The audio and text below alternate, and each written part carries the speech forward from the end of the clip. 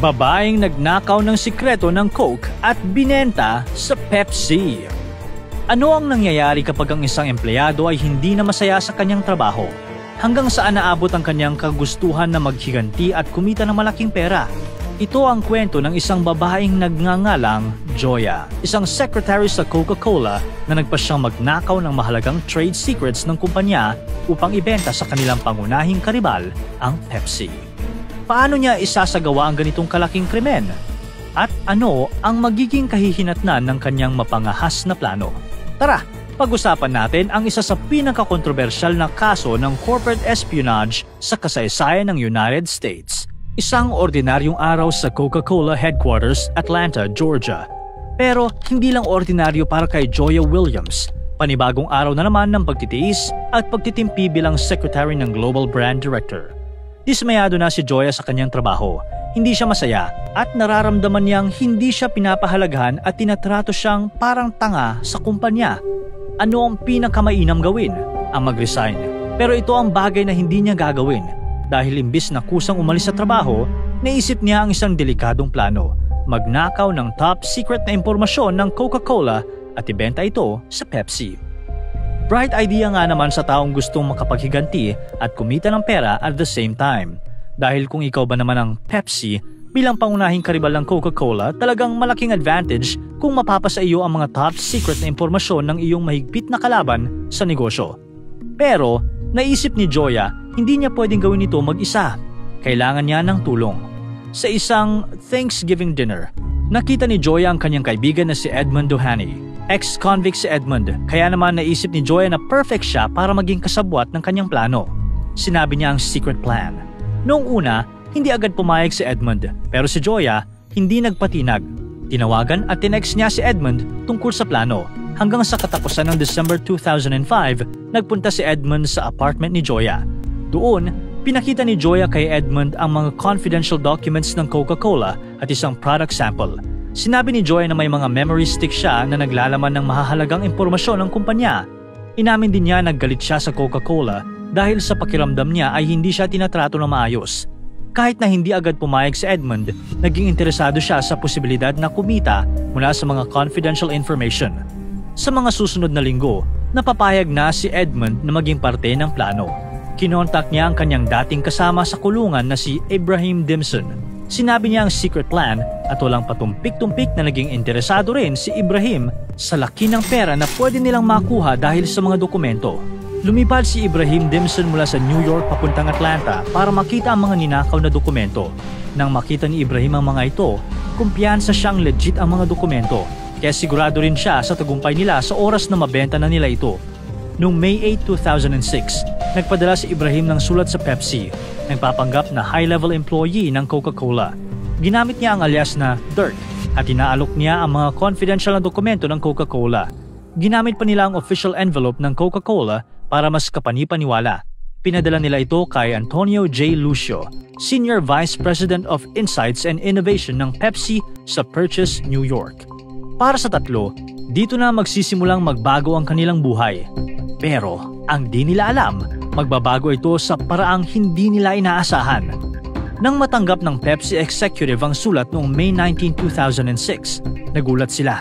Alam nilang mali ang mga nangyayari. Imbis na tanggapin ang alok, ipinadala nila agad ang impormasyon sa Coca-Cola Company. Natanggap ito ng Coca-Cola at nagulat rin sila. May nagtatangkang manabutahe at magpabagsak sa kanila.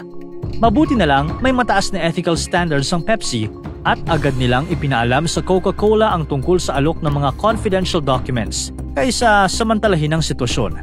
Kaya noong May 24, 2006, agad silang nakipagpulong sa FBI. Mula rito, nagsimula ang undercover investigation ng FBI para mahuli ang mga salarin.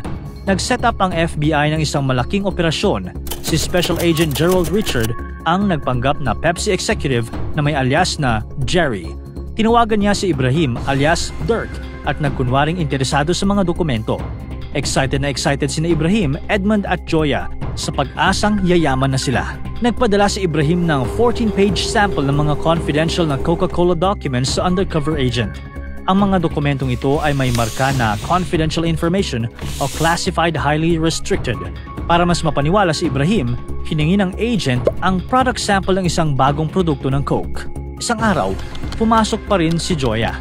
Pumasok siya sa Coca-Cola office para kumuha ng mga dokumento at samples, gaya ng dati. Pero hindi niya alam na may nakatagong patibong. Ang kumpanya ay nakapaglagay na ng surveillance camera para mahuli siya sa akto. Sa gitna ng kanyang paghahanap, napansin ni Joy ang isang natatanging glass bottle. Naglalaman ito ng liquid product sample ng isang bagong inumin ng Coca-Cola. Isang sikreto na hindi pa alam ng publiko. Nang walang pag-aalinlangan, kinuha niya ito. Hindi namamalayan na ang bawat galaw niya ay recorded na ng camera. Pagsapit ng June 16, 2006, dumating ang araw ng meetup.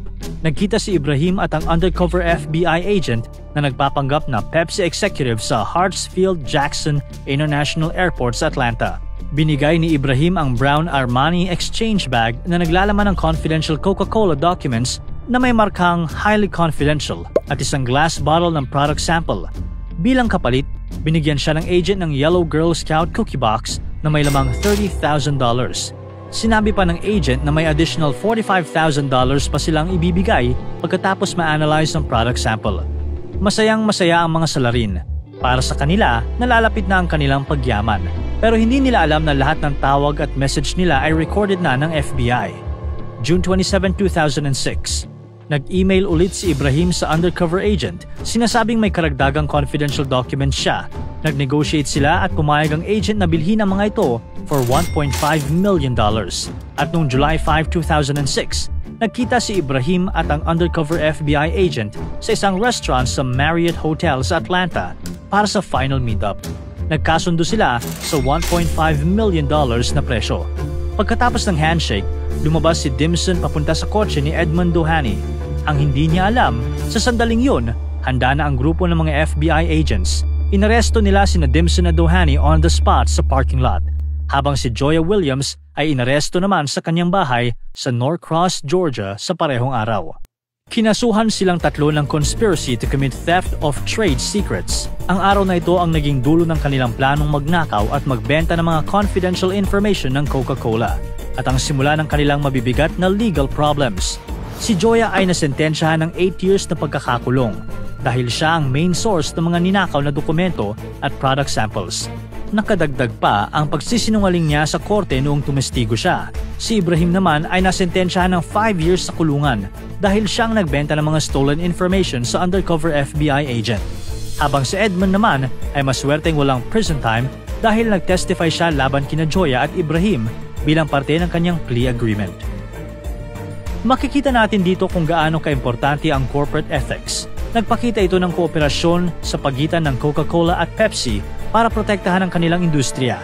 Bagamat magkakompetensya, ang pagiging fair sa kanilang negosyo ang isa sa mga sikreto kung bakit mga bigatin silang kumpanya ngayon. Isipin mo, isang simpleng secretary lang si Joya noon, pero dahil sa kanyang pagkadismaya sa trabaho at kagustuhang yumaman, naisip niya ang isang planong magpapabago sa kanyang buhay sa maling paraan. Kaya kung ayaw mo na sa trabaho mo, communication is the key. Makipag-usap sa mga boss o ang pinakamainam ang maghanap ng bagong trabaho kaysa gumawa ng plano na mauuwi sa presinto.